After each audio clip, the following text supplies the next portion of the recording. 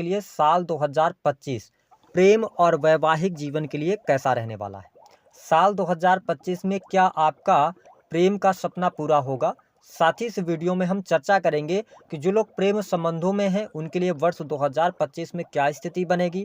जो लोग अपने एक्स का इंतजार कर रहे हैं तो क्या एक्स के वापस आने का कोई यहाँ पर ग्रह योग बन रहा है। इसके साथ अगर आप प्रेम विवाह करना चाहते हैं तो कब से लेकर कब तक के लिए योग बन रहा है। जिन लोगों के विवाह से संबंधित बात नहीं बन पा रही है, क्या इस वर्ष में बात बनेगी या नहीं बनेगी, संतान की क्या स्थिति रहेगी, वैवाहिक जीवन की क्या स्थिति रहेगी, विस्तार से इस वीडियो में हम चर्चा करेंगे। साथ ही 3 महत्वपूर्ण उपाय भी बताएंगे जो कि प्रैक्टिकल होंगे। अगर आप अपने जीवन में उसको अप्लाई करते हैं तो आपको लाभ अवश्य प्राप्त होगा।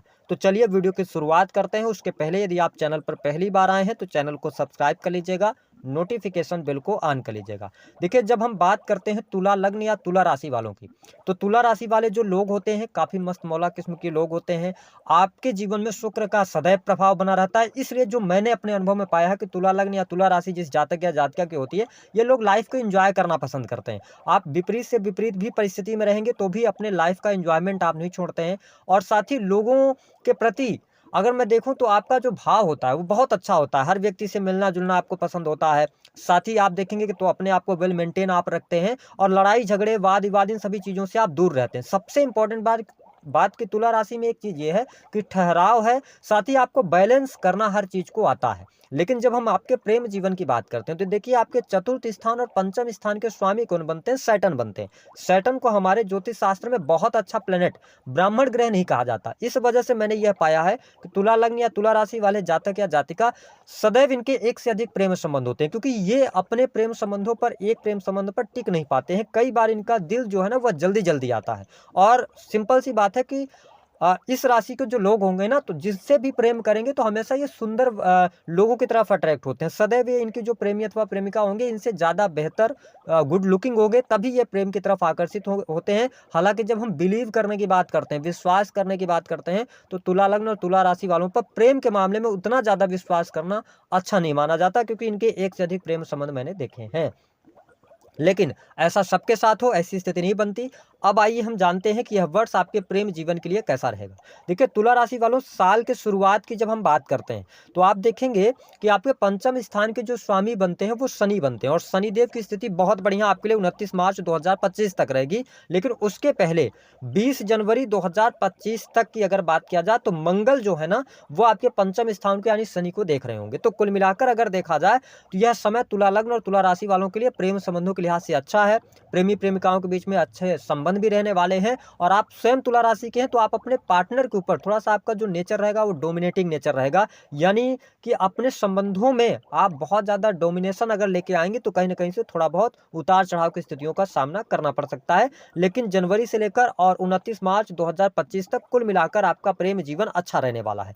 अब ध्यान देने वाली बात यह है कि जब पंचमेश होकर शनि छठे स्थान में जाएंगे और राहु का ट्रांजिट आपके होगा 5th हाउस में, ये समय इस वर्ष आपके जीवन में, प्रेम जीवन में बहुत सारी घटनाएं, बड़ी घटनाएं होने जा रही हैं। क्योंकि राहु जैसे ही पंचम भाव में जाएंगे तो जो लोग लंबे समय से रिलेशनशिप के अंदर हैं, तुला लग्न या तुला राशि है, तो आपको खुद पर डाउट होना शुरू होगा या आपके प्रेमी अथवा प्रेमिका के प्रति आप में डाउट शुरू होगा। क्योंकि हो सकता है कि आप ऐसी फीलिंग्स आपके अंदर आने लगे 18 मई 2025 से, क्योंकि राहु है ना, तो आप 5th हाउस को लेकर बहुत ज्यादा पैशनेट हो जाएंगे। तो ऐसी स्थिति में क्या होगा, आपको ऐसा महसूस कराएंगे राहु कि जो आपका पार्टनर है उसमें वो बात नहीं रही, या आपका पार्टनर चीट कर रहा है, या आप स्वयं चीट करेंगे। क्योंकि राहु 5th हाउस में जाएगा तो कहीं ना कहीं से एक से अधिक प्रेम संबंधों की तरफ व्यक्ति को लेके जाता है। तो 18 मई के बाद ब्रेकअप होने की संभावनाएं 100% बन जाती हैं। यहां पर प्रॉब्लम होने जा रही है जो तुला लग्न या तुला राशि के जातक या जातिकाएं। इसके साथ में अगर देखा जाए तो यह समय 18 मई के बाद से लेकर और आपके लिए अक्टूबर 2025 तक ज़्यादा निगेटिव हो सकता है। और एक टाइम और रहेगा, है ना, जब 2 मार्च से लेकर 12 अप्रैल, इस टाइम को नोट करके चलिएगा, 2 मार्च से लेकर 12 अप्रैल, इस टाइम फ्रेम के दौरान जो आपके राशि के स्वामी है शुक्रदेव, ये वक्री हो जाएंगे। ऐसी स्थिति में क्या होगा, इस टाइम फ्रेम के दौरान अगर आपका बहुत ज़्यादा आप एक दूसरे के प्रति लॉयल भी हैं तो भी आपके संबंधों में तनाव, गलतफहमी, शक, शंका करने की भावनाएं, ऐसी स्थितियां बनेंगी जिसके परिणाम स्वरूप कहीं ना कहीं से अगर आपने संयम नहीं रखा, आपने धैर्य नहीं रखा, तो कहीं ना कहीं से आपका रिलेशनशिप टूट सकता है। हालांकि अगर देखा जाए तो फिर आपके लिए जो अच्छा टाइम आएगा, वो टाइम रहेगा सितंबर से लेकर दिसंबर तक प्रेम संबंधों में स्थिरता आ सकती है। जो लोग लव एंड रिलेशनशिप के अंदर है उनकी बात करें। अब उनकी बात कर लेते हैं जो लोग किसी को मन ही मन प्रेम करते हैं, वो अपने प्रेम का प्रस्ताव रखना चाहते हैं, तो आप 29 मार्च 2025 के पहले पहले अपने प्रेम का प्रस्ताव रख सकते हैं। लेकिन उसके बाद अगर आप प्रेम का प्रस्ताव रखते हैं तो कहीं ना कहीं से उसमें आपको असफलता हाथ लग सकती है, ऐसी स्थिति रहेगी। दो टाइम को आप निगेटिव ज़्यादा मान के चलिएगा। 2 मार्च से लेकर 12 अप्रैल तक इस समय अवधि के दौरान प्रेम का इजहार मत कीजिएगा। दूसरा 13 अप्रैल से लेकर 14 मई 2025 तक, क्योंकि इस टाइम पीरियड के दौरान कहीं ना कहीं से सूर्य नीचगत राशि में रहेंगे, तो प्रॉब्लमेटिक समय आपके लिए हो सकता है।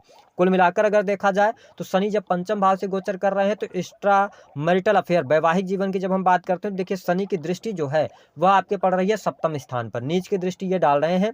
तो ऐसी स्थिति में जनवरी से लेकर और आपके लिए 29 मार्च 2025 तक का जो टाइम रहेगा, ये कहीं ना कहीं से एक्स्ट्रा मैरिटल अफेयर भी करवा सकता है और वैवाहिक जीवन में और दाम्पत्य जीवन में उठापटक की स्थिति रहेगी। कहीं ना कहीं से जीवन साथी की हेल्थ को लेकर परेशानियां, जीवन साथी के साथ में तनाव, गलतफहमियां बढ़ सकती हैं। लेकिन तुला लग्न और तुला राशि वालों, यदि आपके दाम्पत्य जीवन की जब हम बात करते हैं तो देवगुरु बृहस्पति का इस वर्ष में ज्यादा आपको आशीर्वाद मई तक मिल नहीं रहा। तो आपके लिए मई 2025 के बाद आपका वैवाहिक जीवन बहुत अच्छा हो जाएगा। जीवन साथी का सहयोग मिलेगा, जीवन साथी के साथ में आपको क्वालिटी टाइम स्पेंड करने का मौका मिलेगा। आप जीवन साथी को यानी कि लाइफ पार्टनर को बिजनेस पार्टनर बना सकते हैं, बनाना चाहते हैं, तो ये स्थितियां आपके लिए बेहतर रहेंगी। साथ ही देवगुरु बृहस्पति का भी आशीर्वाद आपको प्राप्त होने लगेगा, क्योंकि भाग्य स्थान में तब तक ये चले जाएंगे, तो ये स्थिति बढ़िया रहेगी। तो दाम्पत्य जीवन के लिहाज से अगर देखा जाए तो यह वर्ष मार्च तक आपके लिए थोड़ा सा उतार चढ़ाव की स्थिति बनाएगा। मार्च के बाद अप्रैल मई, है ना, अप्रैल के महीने में थोड़ा ध्यान रखें। मई से आपके लिए पूरा साल अच्छा रहेगा वैवाहिक जीवन के लिए। अब सवाल ले लेते हैं कि जो लोग प्रेम विवाह करना चाहते हैं, क्या उनके लिए प्रेम विवाह का कोई योग बनेगा?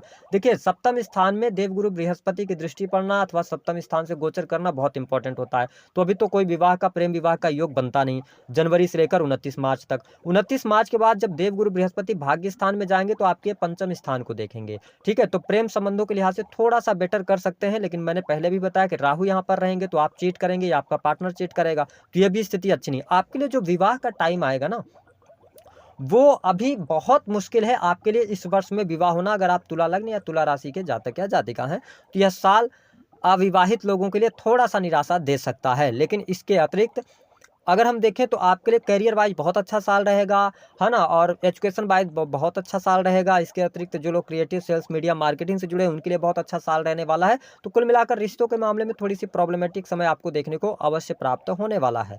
इसके साथ में जो लोग अपने एक्स का वापसी का इंतजार कर रहे हैं तो आप मई के बाद ही आपके लिए टाइम मिलेगा, उसके पहले तो संभावनाएं बहुत कम दिखाई देती हैं। लेकिन इस वर्ष में बहुत सारे तुला लग्न और तुला राशि वालों कहीं ना कहीं से आपके मैरिटल लाइफ में 29 मार्च से पहले पहले कोई ना कोई दिक्कत आएगी, थर्ड पर्सन के इन्वॉल्वमेंट के कारण अथवा ससुराल पक्ष के लोगों के कारण कहीं ना कहीं से प्रॉब्लम आने वाली है। तो यह वर्ष थोड़ा सा रिश्तों के मामले में तुला लग्न और तुला राशि वालों के लिए निगेटिव जा सकता है। लेकिन अगर आप फैमिली प्लान करना चाहते हैं, संतान प्लान करना चाहते हैं, आप नव दंपति हैं, तो संतान को लेकर चीज़ें बहुत बढ़िया रहेंगी। इस वर्ष में संतान की स्थिति बहुत अच्छी रहने वाली है।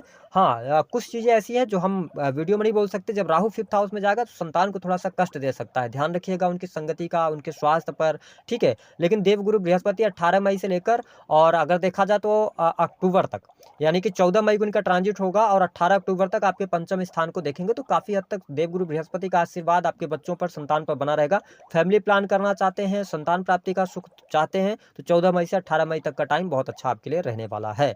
अब बात कर लेते हैं 3 प्रैक्टिकल उपाय की। देखिए, तुला लग्न या तुला राशि है तो पहली बात तो ये है कि क्या उपाय आपको करना चाहिए। देखिए, आप ये कोशिश करें कि अगर प्रेम संबंधों में आप अनुकूलता चाहते हैं तो आप भगवान शनि की आराधना करें। भगवान शनि को अच्छा करने के लिए आप गरीब व्यक्तियों की मदद करते रहें। ठीक है, और भगवान शिव को काले रंग के तिल अर्पित करें, ये पहला उपाय। दूसरा उपाय कि बहुत सारे आजकल लोग वशीकरण की तरफ जाते हैं, तंत्र मंत्र टोने टोटके करते हैं, लेकिन मेरा ये मानना है कि देखिए, वशीकरण, तंत्र मंत्र नाम की कोई चीज़ नहीं होती है। आप किसी भी व्यक्ति को अपने तरफ आकर्षित करना चाहते हैं तो जब तक प्रकृति नहीं चाहेगी तब तक होगा नहीं। अगर आप तंत्र मंत्र करके किसी भी व्यक्ति को आप अपनी तरफ आकर्षित करते हैं तो निगेटिव ऊर्जा के कारण वो व्यक्ति थोड़े समय के लिए आपके लिए आकर्षित हो सकता है, लेकिन परमानेंट हो जाए ऐसी स्थिति नहीं बनेगी। और आप पैसे भी खर्च ना करें, है ना, वशीकरण नाम की कोई चीज़ नहीं होती। ऐसा होता तो पूरी दुनिया को फिर तो तंत्र मंत्र करने वाले बस में कर लें। ठीक है, तो इन सभी चीज़ों से बचना है, प्रैक्टिकल रहना है। और मेरी बात सदैव याद रखिएगा तुला राशि वालों, जो व्यक्ति आपके जीवन से गया है तो आप ये सोचकर उस व्यक्ति को भूलें या छोड़ दें कि प्रकृति ये चाहती है, प्रकृति या ईश्वर आपको वही चीज़ देगा जो आपके लिए अच्छा होगा। ठीक है, जो व्यक्ति आपके जीवन से दूर चला गया तो आप ये समझ लो कि कोई न कोई कारण था, उस व्यक्ति की वजह से आपके जीवन में परेशानियाँ आनी थी, इसलिए वह व्यक्ति चला गया है। दूसरी बात कि जो व्यक्ति अगर अभी आपको छोड़कर चला गया है, तो आप उसके पाने की जिद में क्यों बैठे हो? क्योंकि वह व्यक्ति अगर एक बार छोड़कर आपको जा सकता है, तो वो दोबारा भी जा सकता है। कहने का ये मतलब है कि जो व्यक्ति एक बार आपको धोखा दे सकता है, तो वो बार-बार आपको धोखा दे सकता है, क्योंकि व्यक्ति की सारी चीज़ें बदल सकती हैं, लेकिन व्यक्ति की जो फितरत होती है, वो नहीं बदलती है। इस बात को नोट करके चलिएगा। तीसरा उपाय कि अब आप बोलेंगे पंडित जी आपने तो बता दिया, लेकिन उपाय तो कुछ बताइए। उपाय मैं आपको बता रहा हूँ, करना क्या रहेगा, आपको लेना है 10 फूल वाली लौंग, ठीक है, 10 लौंग ले लीजिए फूल वाली।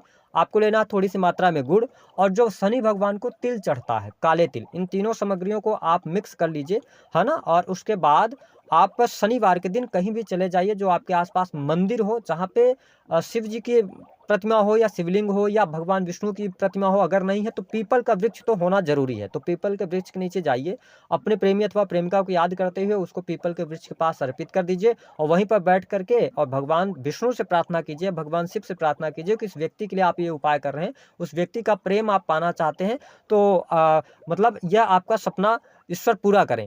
ठीक है, बस इतना आप वो करें। उसके बाद वहीं पर से पीपल का एक पत्ता तोड़ लें, उसको घर लेकर आ जाएं, शाम के समय अपने पूजा स्थल में धूप अगरबत्ती करें, और उसके बाद एक दिया जला दें, और उस पीपल के पत्ते को गंगा जल से धुलकर, और उस पर आपको एक स्वास्तिक बनाना है, अपने हाथ से बनाना है, और ऊपर जो है तो अपनी प्रेमिका का अथवा प्रेमी का नाम लिखें, और नीचे अपना नाम लिख लें। और उसके बाद पीपल के जो पत्ता होगा दूसरी साइड में काजल से उस व्यक्ति का नाम लिख के, और उस पत्ते को अपने तकिए के नीचे आप रखना शुरू करें।